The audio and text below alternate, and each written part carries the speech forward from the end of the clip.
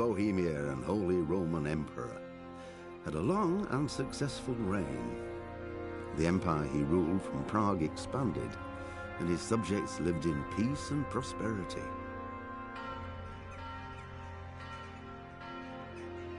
When the emperor died, the whole empire mourned. More than 7,000 people accompanied him on his last procession. The heir to the throne of the flourishing empire was Charles's son, Wenceslas IV, whose father had prepared him for this moment all his life. But Wenceslas did not take after his father. He neglected affairs of state for more frivolous pursuits. He even failed to turn up for his own coronation as emperor, which did little to endear him to the Pope. Wenceslas the Idle did not impress the imperial nobility either. His difficulties mounted until the nobles, exasperated by the inaction of their ruler, turned for help to his half-brother, King Sigismund of Hungary. Sigismund decided on a radical solution. He kidnapped the king to force him to abdicate, then took advantage of the ensuing disorder to gain greater power for himself. He invaded Bohemia with a massive army and began pillaging the territories of the king's allies. It is here that my story begins.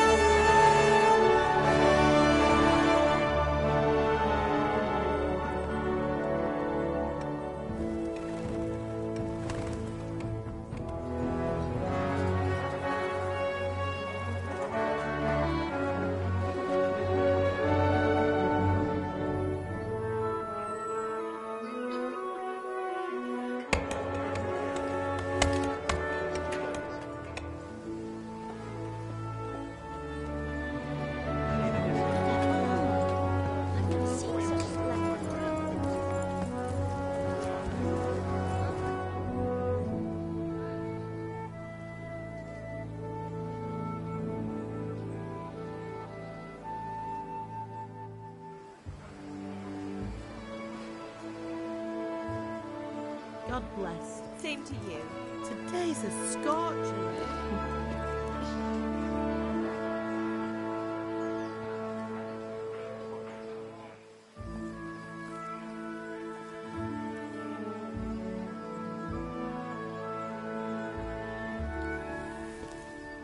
Well, husband, how goes it? Good. I should get it finished today. Where on earth is Henry? I need him to run some errands. He was still sleeping when I went out. At this hour? Blue-blooded idler. Well, it looks like he was out all evening, drinking like a lord. Go and get the lazy bones up then. Quick clout round the ear should do it. Mm-hmm.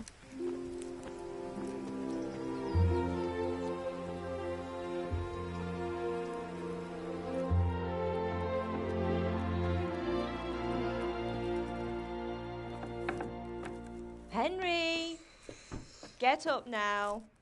There's work to be done. Mother. Get up or I'll come get you up, you slugabed. Hear that? You'd better not vex him. Now get up quick. Your breakfast is on the table.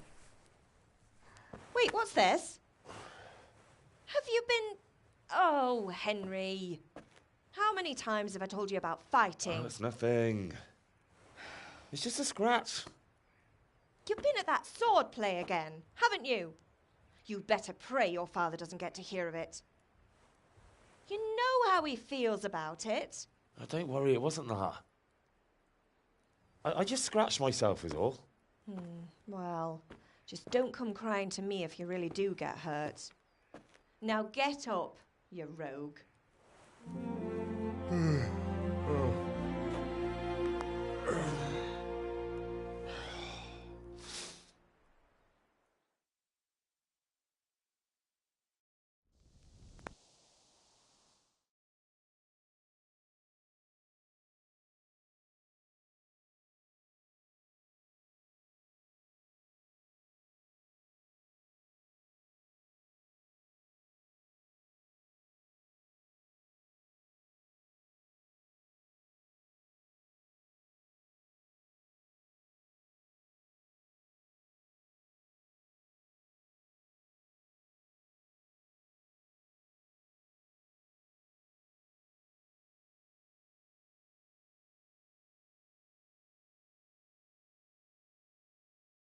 A fine state you're in this morning. What on earth did you get up to last night?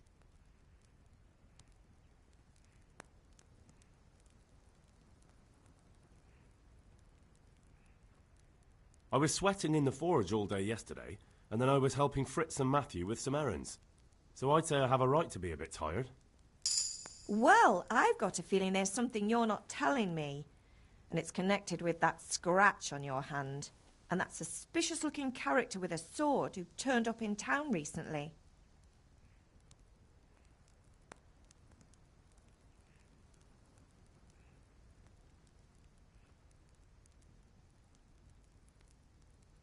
You think he's teaching me sword fighting, don't you? What use would that be to me? Here. I'm not lying to you, Ma. All right, then, if you say so. I don't mean to pry, but you know your father... Did Matthew and... No, I haven't... There shouldn't be... Oh, not this again.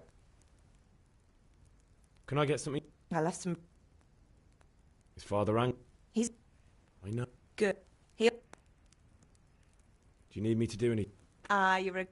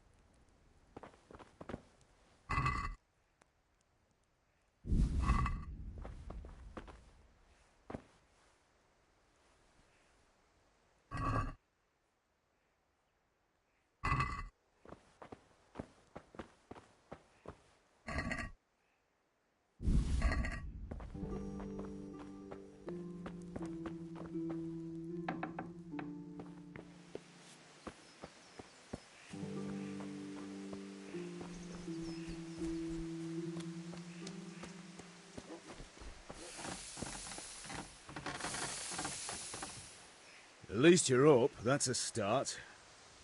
Anyway, we've a lot of work to do today. I'm finishing the sword for Sir Radzik, and I need your help. With what? I'm running out of charcoal. Run to the market and buy a bag from the charcoal burner. I'll need some money then. Yeah, that's the other thing. Kunesh still owes me for an axe, a hammer, and the nails I sold him a month ago. Not to mention his debt from before. Go and tell him to pay up, at least for the axe and hammer, and then use the money to buy the charcoal. Kunesh? That drunkard? That'll be fun. Well, you're a big lad now. I'm sure you can manage. If not, tell him that... Sure. No. And... I know.